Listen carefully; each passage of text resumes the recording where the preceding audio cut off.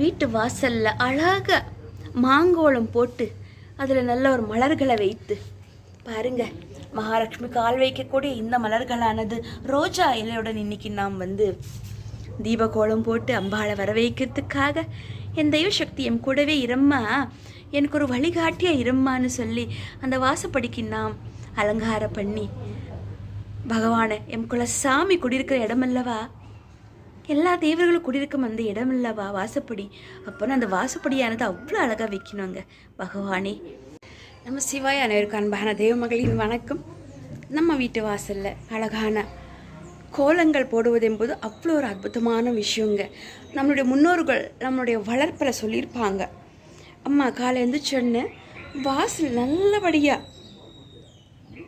சாணம் தொளிச்சு மங்களகரமான கோலங்கள் போடுமா.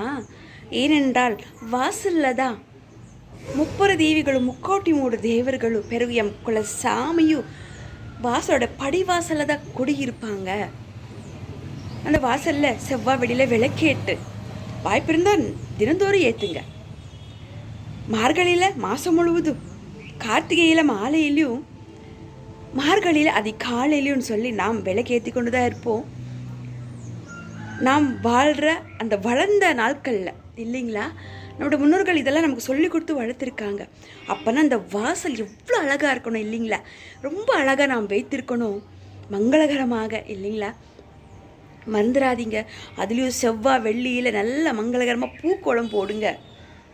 நேரம் அதுக்காக ஒரு 10 நிமிஷம் ஒதுக்குங்க. நம்மளுடைய வளர்ச்சிக்காக தான் இல்லைங்களா. தெய்வத்தை நாம் மதிக்க வேண்டாமா? இந்த மாட பிறவியில் பகவானே எம் குலசாமியே, குலசாமி பார்த்திங்கன்னா வாசலில் நமக்கு ஒரு காவல் தெய்வமாக இருக்காங்க. அவங்கள நாம் மறக்கலாமா? அப்போனா அந்த வாசல் எவ்வளோ அழகாக நாம் வச்சுருக்கணும் இல்லைங்களா. வாங்க நம் வீட்டு வாசலுடைய அந்த படிவாசலில் நாம் எந்த அளவுக்கு பகவானை நேசித்து, நான் இறைவனை உண்மையாக நேசிக்கிறேங்க. நம்ம எந்த பணி செஞ்சாலும் பரவாயில்லைங்க. நம்ம ஒரு சாதாரண ஒரு கூலி வேலை செய்யலாம், ஒரு ஆஃபீஸ் வேலை செய்யலாம், அதுக்கும் மேலாக பணிகள் எத்தனோ இருக்கு இல்லைங்களா. என்ன வேலை செஞ்சாலும் நாம் இறைவனை மதிக்கணும், அவங்களுக்கு கொடுக்க வேண்டிய மரியாதையை நாம் கொடுக்கணும் இல்லைங்களா.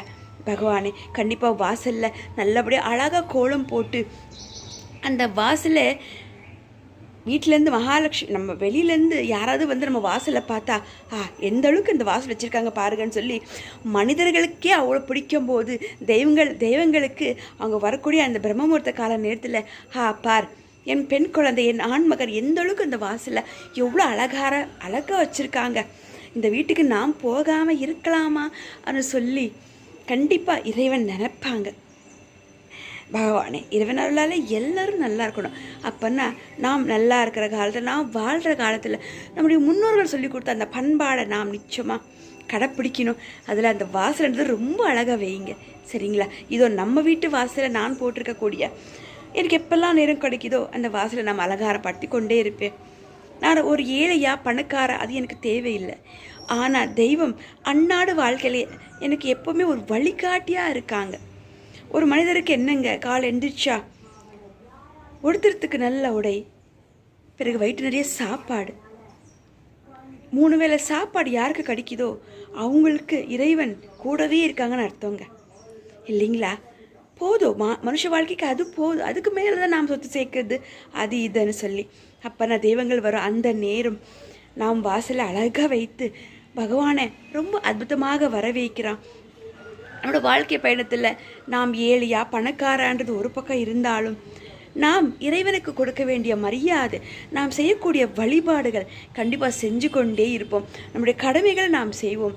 நம் வீட்டு வாசலும் இல்லம் ரொம்ப அழகாக சுத்தபத்தமாக வைக்கலாம். மகாலட்சுமி எங்கிருந்தாலும் நம்மளை தேடி வருவாங்க. அதுவும் அஷ்டலக்ஷ்மியாக வருவாங்க, துர்கா லக்ஷ்மி சரஸ்வதியாக வருவாங்க. அழகான செவ்வாய்க்கிழமை நாளில் உங்கள் கூட இந்த வீடியோவில் நானும் நல்ல மகிழ்ச்சியாங்க இந்த மாட பிறவியில் நல்லா வாழ்ந்து இரவின் மரதனை நாம் இடம் பிடிச்சி கடைசியில் நாம் சேர வேண்டாமா இமயமலை நாதரை இல்லைங்களா. அந்த அளவுக்கு நாம் இறைவனுக்கு பிடிச்ச குழந்தைகளாக இருப்போம். ஓ நம சிவாய், ஹர ஹர மகாதேவ சம்போ சங்கர திருச்சிற்றம்பலம். எம் குல சாமியே துணை முருக பெருமானி போற்றி போற்றி, வெற்றி வீல் முருக வெற்றி முனிதான வீரமுனிதான முருக பெருமானி போற்றி போற்றி. நன்றி.